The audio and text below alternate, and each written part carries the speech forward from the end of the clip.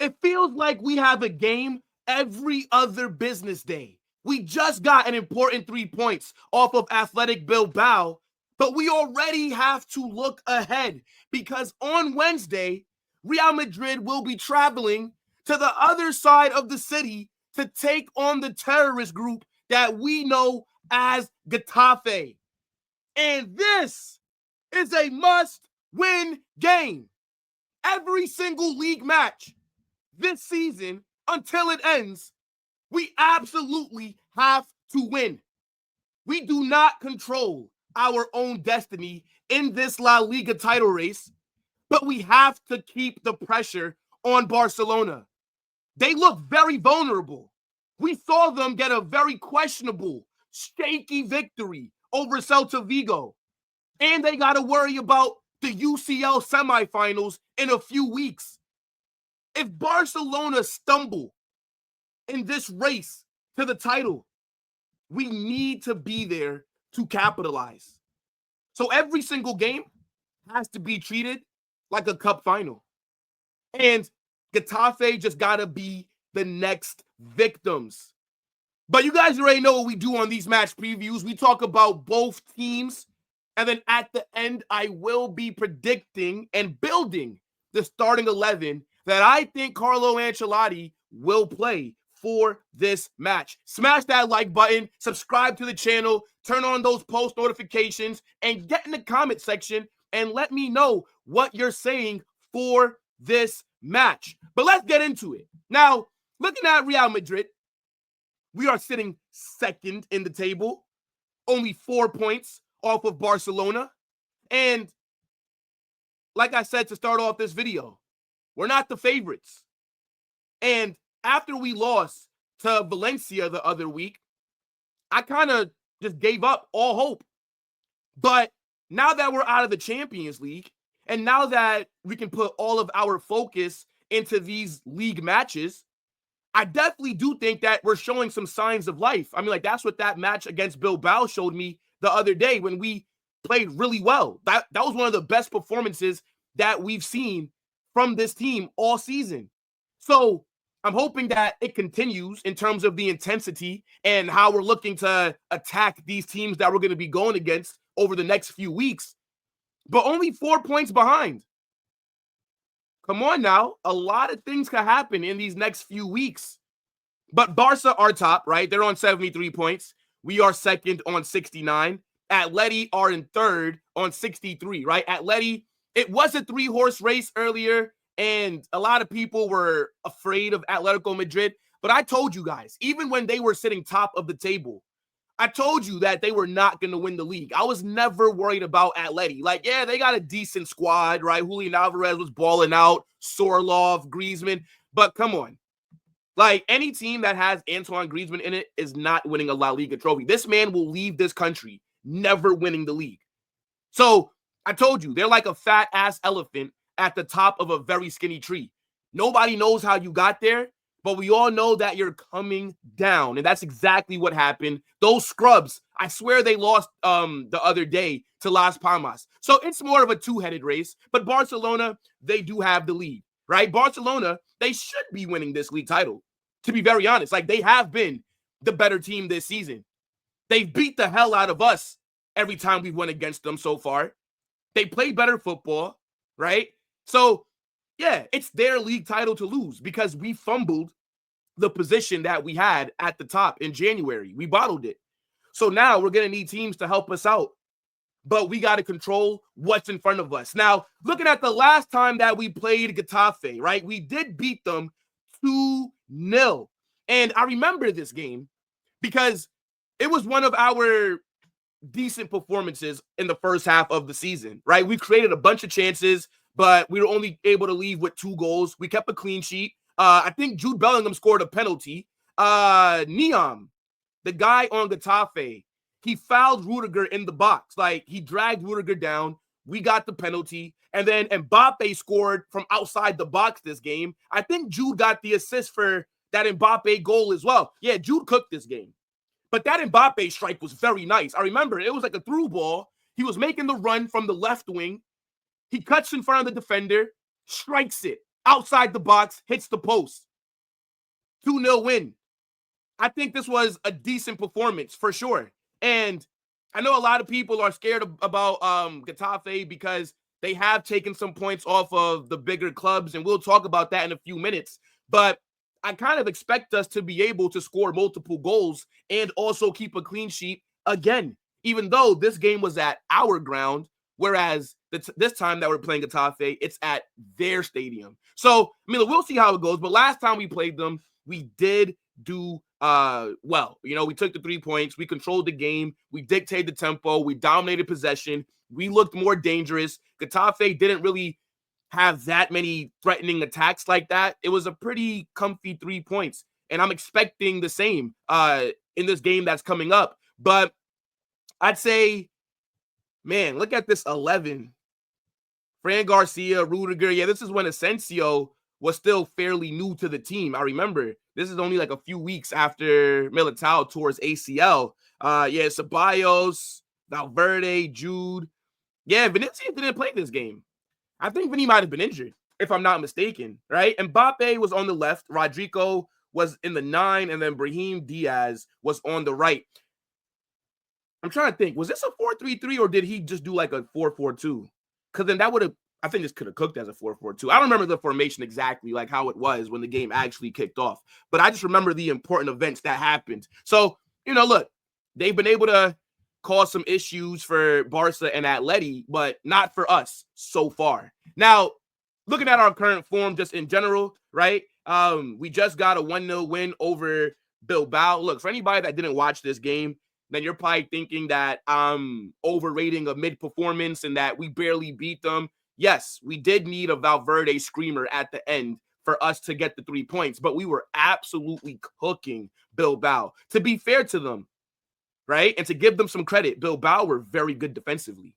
Like, they were blocking so many shots. Unai Simon, who is Spain's #1 goalkeeper, who's being linked with the move to Manchester City to take over from Ederson, he had a very good performance as well. Right? But we were able to find the breakthrough. That was a very good performance from Real Madrid. But aside from that, you know, obviously we got knocked out of the UCL by Arsenal, absolutely embarrassed. All of our other wins that you're seeing have been shaky, right? We drew against Sociedad and Copa del Rey, but we did end up advancing. Yeah, it's just not been the best on form. But again, what we saw from that Bilbao match, it does show us that the team have not given up despite all the negative things that are going on around the club. So let me know what you guys are saying for Real Madrid. Now, let's talk about the ops, right? Let's talk about Getafe. They are currently sitting 12th in the table. Like, this is around where you think they'll be, right? They're not going to get relegated. They're not going to make a European spot, more than likely, unless they have a crazy run of form in these next few weeks. But I think, you know, around this mid-table position, this is where I expect to see Getafe. And this season, they've been decent, right? They're solid defensively, but they don't really score goals like that. But they do make things difficult for teams that they're going against, right? Like in the 32 games that they've played so far, they only have 10 wins. They got 9 draws, and they got 13 losses. They have a +2 goal difference, right? They've bagged 31 goals, and they've only conceded 29. I mean, so they have more games played than goals conceded. Like, that's impressive, especially considering that they don't really have a huge budget like that to go spend on defenders. But their form over the last 5 games has been mid. It's been bad, actually. I mean, they have 3 losses and only 2 wins. So, I mean, we got to capitalize on it. I mean, like, looking at the teams that they've went against, right? They just suffered a 1-0 loss to Espanyol. They suffered a 3-1 loss to Las Palmas. They did beat Valladolid 4-0. They lost to Villarreal 2-1. Yeah, we should be able to get 3 points here. Like, I know it's easier said than done, especially with the form that we've been on for a majority of this season, but I feel confident. I'm going to be very honest. I don't think that the boys are going to let us down. Now, to give them some credit on some of the positive that they did, right? A few weeks ago, they did beat Atletico Madrid 2-1 at home, right? Like, Atleti went to their ground and lost. That is impressive. And then they also, before that, they also got, I believe, a 1-1 draw. Yep, right here. they got a 1-1 draw with Barcelona, and that was also at Getafe's ground. So, going to their stadium has been tricky for the two other big clubs in Spain.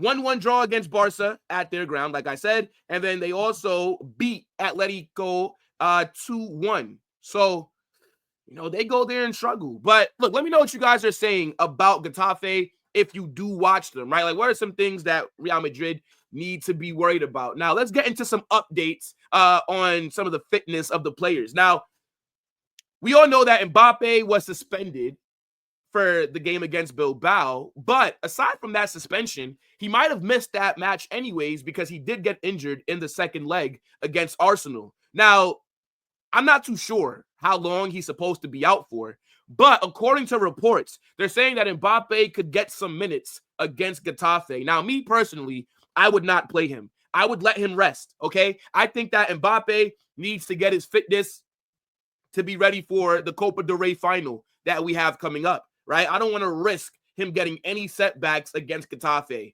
So I wouldn't really play him, but there is a possibility that he will be out there for that match. Hopefully, if he does get minutes, it's only like a little 10, 15-minute run out, right? He doesn't need to be playing heavy minutes as of right now. I think we can all agree with that. Now, there isn't that many other new injury updates, right? Obviously, we just talked about Mbappe. Ferland Mendy, they're saying that he's supposed to come back early May, but we haven't seen the squad list for this Getafe game just yet. He was rumored to be coming back against Arsenal in the second leg last week. He didn't end up making the team. So that is one to keep an eye on, but I don't think he'd start this game anyway. So Ferland Mendy more than likely will not be available. And then obviously Eder Militao and Danny Carvajal have both torn their ACLs. They are out for the rest of the season. Now, you guys already know what time it is. Let's get into my favorite single part of every single match preview, and that is predict the starting 11 that I think Carlo Ancelotti will play. Now, before we get into it, I just want to say, because we are out of the UCL, right? Because we only have the Copa del Rey and La Liga to focus on, and because we're chasing Barcelona, you have to go strong in these games, okay? You have to play a very good lineup that's available. You can't rest players. There's nothing for us to be resting players for, just so that we're clear. Because I know a lot of people would say, oh, maybe you could start Endrick and these different things. Brother, I don't think that he's going to start Endrick. Like, let's just be very honest, okay? I would start Endrick, though, in this game. But do I think Carlo does it? No. To be honest, I think that we see the same 11 that we saw against Bilbao, because I think he's going to want the players to be on form heading into that Copa del Rey final. So, I mean, look, let's talk about it, right? So, obviously, I think it will be Thibaut Courtois in goal. Actually, I'm lying. I think Lucas Vazquez will get a start this game. I mean, if Lucas Vazquez can't start against Getafe, come on. I think it will be Asensio in the back line. I can't see Alaba or anybody else getting minutes over Rudiger and Asensio here. I think at left back, you know what? I'm lying. I'm not going to predict the same 11 that we got against Bilbao, because, yes, we do have to play a strong 11, but I think that we should be able to dominate possession. We should be able to create all these chances where I think Lucas Vazquez and Fran Garcia could start. I actually do want some of these other guys to come off the bench just to get a little bit of rest now that I'm thinking about it, right? Now, in the midfield, I'm going to go... See, this is where it gets a little bit tricky. I'm going to go Modric, only because I don't think that Modric can start against Barca, considering that we're going to be doing a lot of running, right? Barcelona, they will dominate possession. I don't think that it makes sense for Modric to start that game. So I'm going to go Modric. Then I'm also going to say Tchouaméni. I think Tchouaméni is going to start. Now, I'm going to say, damn, this is actually kind of doing my head in, because now I'm thinking, should we be resting players? Like, well, not resting, but like rotating. I'm going to actually predict the start for Brahim. I'm going to pick the start for Brahim. And this is going to be a diamond. I think it's going to be the 4-4-2 diamond again. I don't think it's going to be a 4-4-2 flat. It could be a 4-4-2 flat off the ball. But yeah, I'm going with, you actually know what? I'm going to predict that he does rotate. I'm going to go Arda. Actually, no, we can't go Arda. We can't. Okay, 1 second. Let's just say Jude for right now. I think it'll be Jude. I think it will.